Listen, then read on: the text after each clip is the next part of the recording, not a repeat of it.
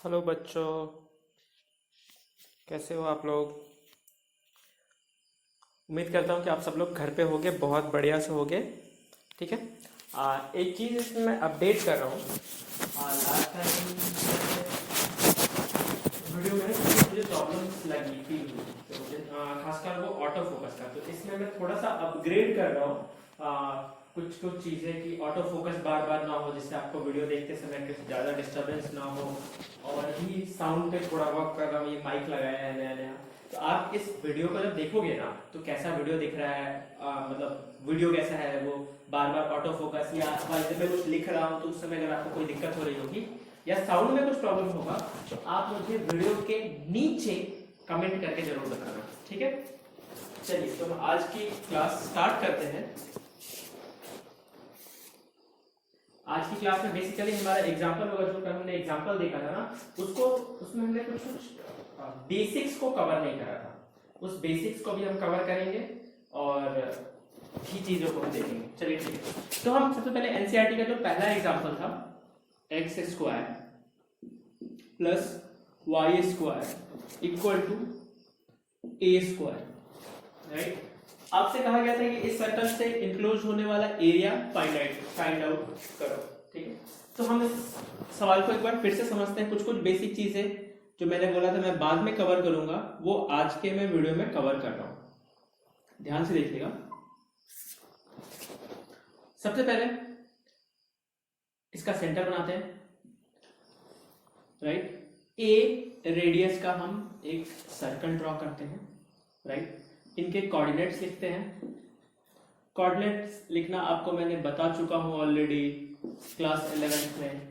हाँ, एक चीज और कहना चाहूंगा, इनकेस जो लोग मतलब नए हो या जिनका 11th ना हो ना, प्लीज वो इस वीडियो को ना देखें, खासकर जिनको, क्योंकि अगर आप देखोगे तो 11th का आपका बेस नहीं होगा। इनमें मैं वो बेसिक पार्ट को स्किप कर रहा हूँ, मैं ज्यादा 11th के पोर्शन पे नहीं जा रहा हूँ, मैं 12th वालों को फोकस कर रहा हूँ। ठीक है। तो अगर आपको देखना हो तो 11th की चीजों को आप रिवाइज कर लोगे, सर्कल चैप्टर पढ़ लोगे, जो हमारा पूरा कॉनिक सेक्शन और ये सारी चीजों को पढ़ लोगे, तो फिर आपको समझ में आएगा, अदरवाइज ऐसे समझ नहीं आएगा। ठीक है। -a, 0 और ये हो जाएगा 0, -a। ध्यान से कल मैंने आपको बताया था कि इसे इंटीग्रेट करते हैं और इसे सॉल्व करते हैं। अब ध्यान से देखिएगा, मैं कुछ बेसिक चीजें कवर कर रहा हूं जो इंटीग्रेशन को और छोटे लेवल पे लेकर जा रहा हूं। ध्यान से देखिएगा। मैंने आपसे कल कहा था कि x डिस्टेंस पे मैं एक एलिमेंट मानता हूं dx, इसका जो विड्थ होगा वो dx होगा। ठीक है। एरिया, मैं सीधा एरिया लिख रहा हूं, एरिया इक्वल टू 4 टाइम्स, हमने आपको पहले भी बताया गया था, पिछले वाले वीडियो में भी कवर करा था, फिर से बता दे रहा हूं कि ये सर्कल 4 इक्वल पार्ट में डिवाइडेड है। 4 इक्वल पार्ट में डिवाइडेड है। हम एक का एरिया निकालेंगे और उसे 4 इक्वल पार्ट में डिवाइड कर लेंगे। ध्यान से देखिएगा, मैं बेसिक चीजें बता रहा हूं कि यहां पर जब मैं इस छोटा सा पतला सा स्ट्रिप लूंगा ना यहां पर, राइट, ध्यान से देखिए, तो ऐसे फिर इसके बगल में एक और ऐसा ही रेक्टेंगुलर, फिर इसका ऐसा ही रेक्टेंगुलर, ऐसा ही रेक्टेंगुलर, राइट। बहुत सारे बनेंगे, छोटे छोटे छोटे छोटे, डीएक्स करेगा तो बहुत छोटे छोटे, और वैसा ही यहां पर बनेगा। अगर मैं इन सारे एरिया को जोड़ लूं, सम अप कर लूं, तो मेरा काम बन जाए। मुझे सिर्फ एक का ही एरिया निकालना होगा और बाकी सबका मैं जोड़ लूंगा। अब ध्यान से देखिए, तो मैं क्या करूंगा कि सबसे पहले मैं फोकस करूंगा एक का एरिया निकालने के लिए। अब ध्यान से देखो, मैं सिर्फ बात इसकी कर रहा हूं और मुझे किसी से कोई मतलब नहीं है। मैं फिलहाल एक की बात करूंगा और उसी से मैं बाकी सबको डराइव करके जोड़ने की कोशिश करूंगा। जब मुझे जोड़ना हो इस तरह से, तो उस प्रोसेस को हम इंटीग्रेशन कहते हैं। कि मैंने छोटे छोटे स्मॉल पार्ट लिए हैं, यहाँ पर छोटे छोटे पार्ट से स्टेप्स है, इन सबको जब जोड़ने की जो प्रक्रिया होती है, जो जोड़ने का तरीका होता है, उसे हम इंटीग्रेशन कहते हैं। जब भी इस तरह के हम छोटे एलिमेंट में डिवाइड करें और यहां तक के बहुत सारे एलिमेंट्स को जोड़ ले, तो इस बात का क्लिक होना चाहिए कि हमें इंटीग्रेशन करना है, राइट। तो हमें एक जो बड़ा प्रॉब्लम मिला था उसके छोटे छोटे पार्ट कर रहे हैं, फिर हम समाप्त करेंगे। अब ध्यान से देखिए, जब ये बहुत छोटा हो जाएगा ना, तो ये जो कर्व पार्ट आपका जो पार्ट है ना, ये स्ट्रेट लाइन की तरह बिहेव करेगा। तो मैं इसे रेक्टेंगल मान सकता हूं, राइट। मैं रेक्टेंगल इसलिए मान रहा हूं क्योंकि रेक्टेंगल के एरिया का फॉर्मूला मुझे पता है, राइट। तो मैं एक छोटा सा उसको बना रहा हूं और उसे रेक्टेंगल स्टैंडर्ड जो मुझे पता है मैं उस पर लेकर जा रहा हूं, राइट। ऐसे बहुत सारे रेक्टेंगल्स बनेंगे और उन सबको मैं जोड़ लूंगा तो मुझे अप्रॉक्स मिल जाएगा, राइट। ध्यान से, तो मैंने क्या करा, इससे एक रेक्टेंगल माना है, राइट, जिसका एक एल आप मान लो या बी मान लो, dx दिया गया है, राइट। एक इसकी जो विड्थ है dx है। अब सवाल उठता है ये लेंथ कितनी है, राइट। तो ध्यान से देखो, जब x डिस्टेंस पर होगा, x डिस्टेंस पे अगर मैं बात करूं तो दूसरा, जैसे मैं बोलता हूं कि f of x that is equal to 1। अगर मुझे यहां पर ये लेंथ चाहिए तो बेसिकली मुझे ये पॉइंट चाहिए होगा, और ये पॉइंट के लिए मुझे फंक्शन में वैल्यू को रखना पड़ेगा। तो मुझे जो वैल्यू मिलेगी फंक्शन में रखने के बाद वो मिलेगा मुझे y। तो मैं कह सकता हूं यहां पर जो कोऑर्डिनेट बनेगा वो होगा x, y। ध्यान से देखना कि अगर x डिस्टेंस पे है तो यहां पर मैं x रखूंगा इस फंक्शन में, जो हमारा फंक्शन ऑलरेडी दिया गया है, ये पूरा जो कर्व का f ऑफ x दिया गया है, जिसे हम बाद में सॉल्व करके निकालते हैं under root a square minus x square, इसी को हम f ऑफ x कहते हैं, राइट। तो ये मुझे एक फंक्शन दिया गया है, अगर मुझे फंक्शन से वैल्यू निकालनी होती है तो हम क्या करते हैं, इस फंक्शन से अगर मुझे वैल्यू निकालनी है तो मैं x की वैल्यू रखूंगा तो मुझे y मिल जाएगा, f ऑफ x मिल जाएगा, राइट। तो वही कर रहा हूं कि x डिस्टेंस पर है तो x डिस्टेंस में मैंने x रखा तो मुझे जो डिस्टेंस मिला वो y मिला, y का कोऑर्डिनेट मिल गया, मतलब ये लेंथ मेरा y बन गया, हाँ ना। तो मुझे रेक्टेंगल में ये भी मिल गया और ये भी मिल गया। तो ध्यान से देख, एरिया क्या मिल जाएगा, रेक्टेंगल का एरिया आपको आता है, बोल्ड पे मत देखो, L into b, right, L into b मैंने लिख दिया।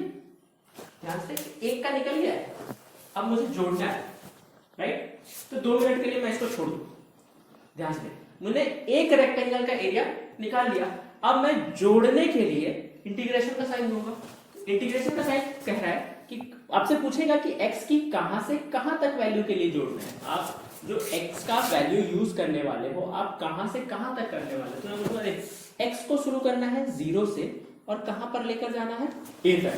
तो x को स्टार्ट करना 0 से और कहां तक लेकर जाओगे a तक। ये बात क्लियर है कि मतलब मैं पहला जो रेक्टेंगल होगा वो यहां बनेगा और आखिरी जो बनेगा वो यहां बनेगा, बाकी यहां से यहां तक जोड़ दो।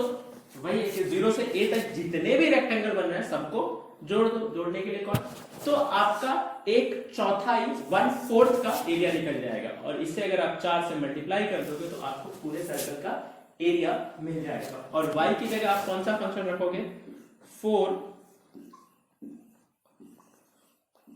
a square minus x square dx। बहुत सिंपल है, मैं आपको फिर से बता रहा हूं, इसके आगे मैं नहीं बता रहा हूं, ये आप डेफिनेट इंटीग्रेशन में ऑलरेडी सीख चुके हो। उसके अलावा जो सीखना था वो मैं यहां पे सिखा रहा हूं। तो बेसिकली जब मुझे पूरे ग्राफ या पूरे कर्व का एरिया कहा गया तो मैं उसके छोटे से कोई स्टैंडर्ड फॉर्मूला, या तो रेक्टेंगल का बनाऊं या स्क्वायर बनाऊं, ऐसे फॉर्म में लेकर जाऊंगा, स्मॉलेस्ट यूनिट बनाऊंगा जिसका मुझे पता हो। तो मुझे रेक्टेंगल का पता था, मैंने से एक रेक्टेंगल बनाया, सबसे पहले एक रेक्टेंगल का एरिया निकाला, फिर एक रेक्टेंगल का एरिया निकाला, फिर सबको जोड़ा और कहां से कहां तक 0 to a सॉल्व करा और उसे 4 से मल्टीप्लाई कर लिया। बहुत बढ़िया, ठीक है, ये हो गया मेथड नंबर 1। किसी ने कहा कि सर हम ऐसा क्यों करें, राइट, यहां तक आप लिख लेना। अब मैं आपको मेथड 2 बताऊंगा, इसे सोचने का, सेम सवाल बट करने का तरीका अलग, सोचने का तरीका अलग, सॉल्व करने का तो नहीं कहूंगा, सोचने का तरीका अलग। एक नए तरीके से सवाल को सोचते हैं। किसी ने कहा कि सर जरूरी थोड़ी है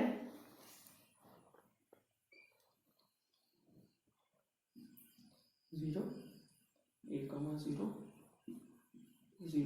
a, मैं फिलहाल इसी की बात कर रहा हूं। ध्यान से देखिए कि सर हमने पिछली बार स्टेप ऐसा माना था, इस बार हम उल्टा मानते हैं। मैंने मान लो आपकी मर्जी, मैंने ऐसा माना कि y डिस्टेंस पर इस बार स्ट्रिप ऐसा माना है, राइट, हम रेक्टेंगल ऐसा बना रहे हैं, ये रेक्टेंगल हम ऐसे छोटे छोटे बनाएंगे, यहाँ, फिर यहाँ, फिर यहाँ, फिर यहाँ, डॉट डॉट डॉट डॉट यहाँ तक, फिर यहाँ, फिर यहाँ। एक्चुअली इधर से बनाते हैं सबको और सबको जोड़ लेंगे, ठीक है।